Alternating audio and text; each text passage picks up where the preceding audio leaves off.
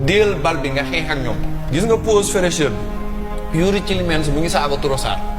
ñuy jote ñoom ñaar sénégalais yi au lieu de se concentrer ñu dem di leen di àtte. premier problème ñii ils étaient désorganisés tu leur redonnes confiance yàqal match bi bal bi bu mu daw 2 minutes tullil bal bi dégagé ko jëlal 3 cartons jaunes waree ba 5 cartons jaunes mais gagne le match. sur les 90 minutes. arbitre bi bu zoné ñaar yoon dootul génnee ci carton parce que il devra rendre compte ci naka tëddal fii kii bu tëddee 2 minutes ñu réglé ko kii tëdd 5 minutes jeu bi dootul dawati fraîcheur bi ñëppay bàyyi. c'est comme ça qu'on gagne un match de football. ci beneen but bi Mori Diaw aussi est fautif yow on fait un centre tu as des axes centrales de plus de 1m80 Youri Tielemans si histoire football ku ko gis muy dugal bëgg est-ce qu'il est fort de la tête lan moo lay génn loo foo jëm fan nga jëm fan on prend les 2 buts le coach devient fou ci da ngay déparé ak milieu terrain Gana Gueye Pape Gueye Habib Diarra tu termines avec un milieu terrain Bara Sapoko Pape Matar Sarr Lamine Camara comment tu as fait pour te retrouver comme ça dans cette situation là. Dans cette situation sur une chose qui marchait bien. comment on a fait footballistiquement c'est ce qui nous a tué def nañ erreur gagné nañ mais lan moo ci topp lan moo ci topp on a des comptes à se rendre gis nga Pape Sidi football yemul ci rectangle vert ce ne sont pas seulement les 11 hommes sur le terrain il y a l'extra sportif biñ gagné Coupe d'Afrique bi Maroc a eu un problème de coach pour wax la rek exemple bëgg-bëgg ak fu football tool ak fu développement tool Maroc dafa am problème ak coach bi pendant 1 mois il se chamaille finalement dàq nañ coach bi Regragui indi beneen coach mu ne leen vos problèmes politiques là réglez-le entre vous laissez-nous travailler en paix équipe bu ko kenn waxati ay taas ak yooyu noonu ils leur ont donné des moyens pour se préparer pendant ce temps-là 2 mois après la CAN Pape Thiaw et la fédération ñu ngi wër dëkk bi pendant que nos supporters étaient en prison ñoom ñu ngi wër dëkk bi di feetu fu ne ñun ñu ne fa naam daraam ils ne préparaient pas la coupe du monde parce qu'ils se sentaient déjà fiers ba mu defaree liste bi tout le monde s'accorde à dire que liste bi baaxul et finalement le peuple a eu raison si naka en terminant le tournoi tu as amené 3 attaquants 3 avant-centres mais au dernier match c'est Ismaïla Sarr qui était ton avant-centre titulaire donc tu as fauté gravement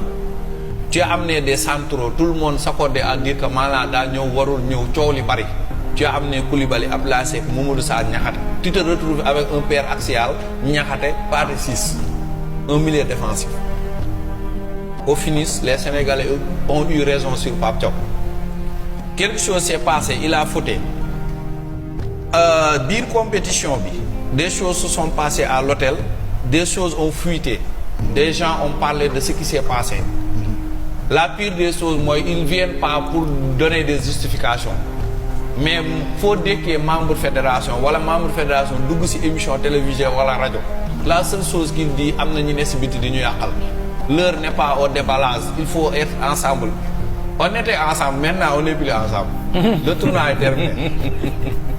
il est l'heure de déballer il est l'heure de déballer maanaam nëppal bi moom yàgg na lool mais fii nag la importance amee Pape Sidi ci naka ils ont des comptes à rendre gis nga souvent quand tu termines une compétition comme ça il se peut que si t'as pas le moral que tu ne te relèves pas plus de 10 ans après c'est très dangereux fii fi ñu toll nii pour preuve tu as vu Pape Gueye li mu bind Instagram pendant que les joueurs se faisaient livrer la pizza personne ne parlait ñëpp joueurs yi ko noppi parce que ce sont des patriotes ils veulent faire quelque chose pour le pays parce que dañoo am ay nawle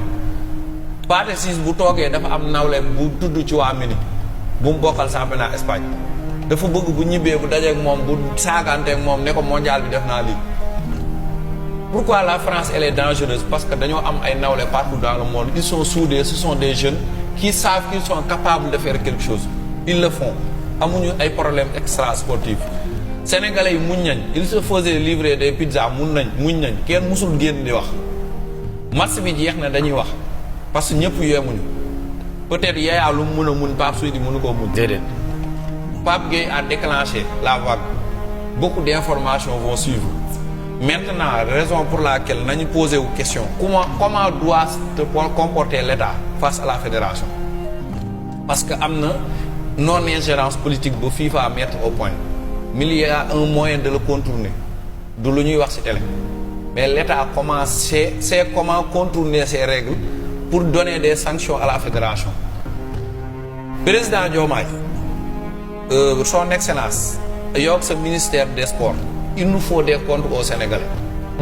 Parce que la fédération a des milliards de milliards pour des mondiales. On a eu des informations, à vous de nous éclairer. Moi, État du Sénégal, ministère de la Justice, ministre de l'Intérieur. Il y en a même qui menacent Pape Gueye. C'est des faux débats. Il faut que nous protégions les Sénégalais. Des sources disent, je ne sais pas, j'en suis pas sûr. Des sources disent que la fédération a 54 membres qui mondial. Le ministère des Sports a 100. À ma certitude, je vais lire sur presse. Est-ce que c'est vrai? Audi bi dafa war a am audition dañu war a def audi suñu milliards yi fan lañu dugg audi wu mondial bi dañ ko war a def après ça soit dañuy dàq ko si wala duñ ko dàq il nous faut des assises pour reconstruire notre football wallahi azim fii nii buñ defarul football bi ñooy raw Mali c'est bien nga xool Afrique cadre yi fi nekk Afrique ba mu daj pays africain